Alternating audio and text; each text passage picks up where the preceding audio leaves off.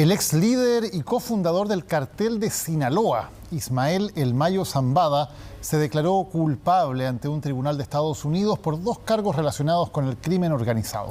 Esto tras un acuerdo con la Fiscalía que va a permitir que sea condenado a cadena perpetua y no arriesgue la pena de muerte.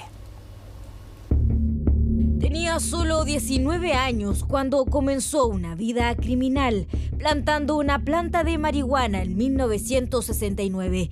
¿Quién pensaría que luego el cártel de Sinaloa estaría bajo sus manos, transportando más de 1,5 millones de kilogramos de cocaína, recaudando millones, sobornando a políticos, policías y asesinando a sus rivales? Es Ismael El Mayo Zambada quien hoy se declaró culpable ante un tribunal en Estados Unidos.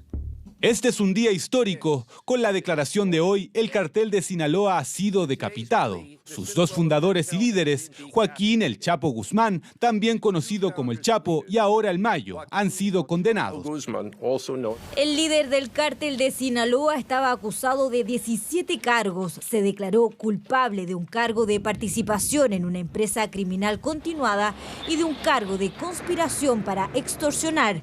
A cambio, la Fiscalía estadounidense se comprometió a no pedir la pena de muerte en su contra. El capo de la droga, Ismael Zambada García, también conocido como El Mayo, ha confesado toda una vida de delitos al servicio del cártel de Sinaloa, una organización terrorista extranjera. El Mayo pasará el resto de su vida tras las rejas. Morirá en una prisión federal estadounidense donde merece estar.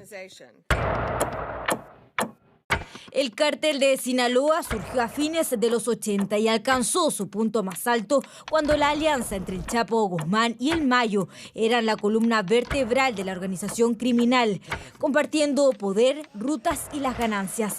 Pero el cartel de a poco comenzó a quebrarse, primero con la detención del Chapo Guzmán 2 veces, hoy condenado a cadena perpetua. El Mayo parecía intocable, pero el 25 de julio de 2024, en un aeropuerto de Santa Teresa, Nuevo México, tras llegar en un avión privado con Joaquín Guzmán López, hijo del Chapo Guzmán, quien tenía un trato con las autoridades de Estados Unidos, fue quien lo entregó y acabó detenido. Asesinaron brutalmente a múltiples personas e inundaron nuestro país con drogas. Su reinado de terror terminó. Nunca volverá a andar libre. Ahora declarado culpable, algunos plantean que se convierta en un testigo colaborador del gobierno de Estados Unidos, colaborando con información contra otros jefes del crimen organizado. Bueno, si para cooperar tiene que mencionar quiénes eran sus socios. Los socios, presidentes, diputados, militares. No va a cooperar. No va a cooperar el señor. ¿Obtiene algún beneficio? Nada. Él no gana nada cooperando. ¿Por qué lo hizo entonces? ¿Por qué declararse culpable? Porque está culpable. La Fiscalía estadounidense describió a Zambada como uno de los más poderosos narcotraficantes del mundo. El acuerdo también contempla la recuperación de $15.000 millones por parte del gobierno estadounidense. ¿Que ya ha confesado todo? No. ¿Hay alguna posibilidad de que él pueda salir de prisión? No. Ahora el poderoso Mayo Zambada, fundador del cartel de Sinaloa, pasará cadena perpetua en prisión.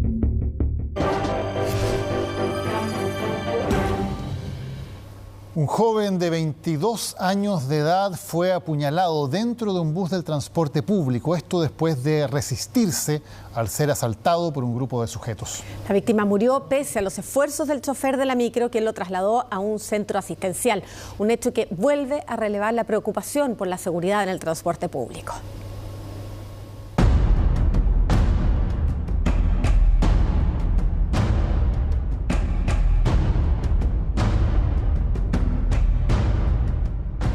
Sí, ese paso a cada rato. Y la gente sube con la puerta y deja la puerta con la mano, no puede cerrarlo. Y se saca los celulares y se baja del micro. En ese sector uno tiene que estar mucho cuidado, porque siempre. ¿Qué recorrió este? Ese 205 que va para Puente Alto. Sí, fue en Larzazo, sí. Oye, ¿fue en el recorrido cuál?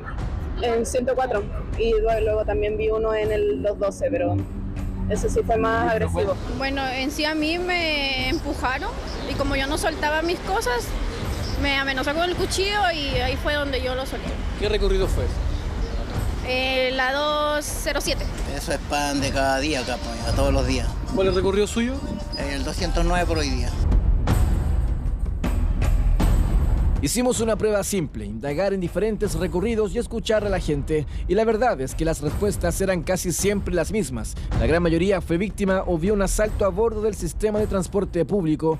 Es que a pesar de las medidas que han implementado las autoridades, la pregunta que surge es siempre la misma. ¿Cuál es o quién sabe la receta para evitar que imágenes como estas se repitan una y otra vez?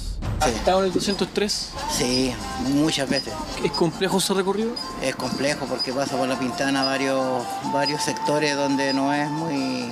Franklin, por ejemplo, sí, La Legua. Franklin, en esta ocasión, un sector que está en la mira a raíz de la lamentable muerte de un joven de 22 años, quien habría sido marcado por una banda para asaltarlo y en medio de esa dinámica fue apuñalado.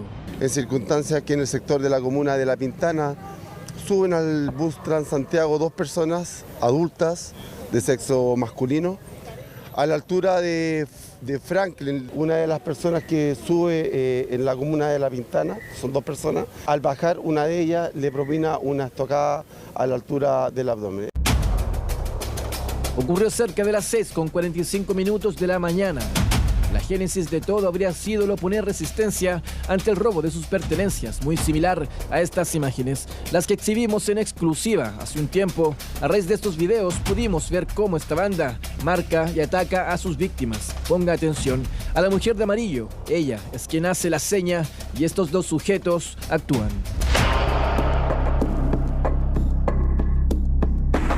Se abalanzan sobre él para golpearlo y amenazarlo. La víctima, a duras penas, logró saltar y escapar, pero los delincuentes le propinaron una estocada en la espalda, lo que minutos más tarde terminó por quitarle la vida. Un hecho que sería muy similar a lo que sufrió este joven de 22 años la mañana de este miércoles en el sector de Franklin.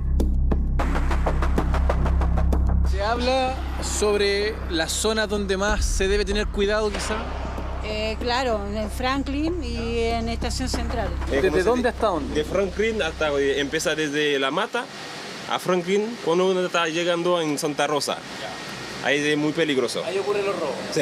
¿Y en Santiago Centro, por ejemplo? Bueno, en Estación Central. En Estación Central se ha visto así en las calles. En caso de que tengamos un mapa bien establecido, un mapa de calor, yo digo un mapa rojo, ¿no es cierto?, con algunos recorridos en que sabemos que ocurren con cierta frecuencia algunos hechos, yo propondría ahí de colocar algunos agentes, algunos carabineros, ¿no es cierto?, de civil, pero que estén con una misión de cuidar a los pasajeros. ¿Detectar delito en flagrancia, por ejemplo? Claro, que aparezca al tiro el carabinero, el detenido es al tiro y salvamos a la persona. Desde la Dirección de Transporte Público Metropolitano, organismo encargado de coordinar y supervisar las acciones y medidas del transporte público, no se refirieron al tema. Tampoco dicen contar con cifras sobre estos hechos. Sin embargo, ¿esto hay que entenderlo como un hecho en particular o como un fenómeno que ocurre en verdad en todo el sistema red? No, esto ya es como que es como de todo. Pues. Si usted va a Calicanto es lo mismo, porque yo he andado por diferentes servicios y es lo mismo. La Alameda, Santa Rosa. Acá llegan hartos que llegan con el teléfono a media vista, puede ser un ejemplo. Llegan con el teléfono, puede ser así.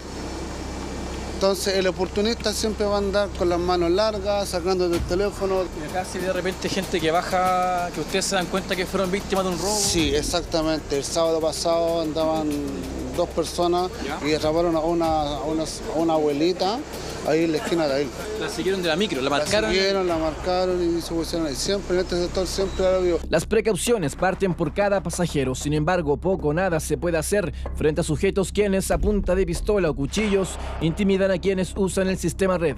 Por otra parte, el autor de este nuevo robo con homicidio se dio la fuga, aunque en el sector hay cámaras de seguridad que pueden ayudar a dar con su paradero, además de las imágenes internas que pudo haber captado el sistema de seguridad del bus, que tal como estos registros podrían mostrar el rostro de quién fue el responsable de este fatal ataque.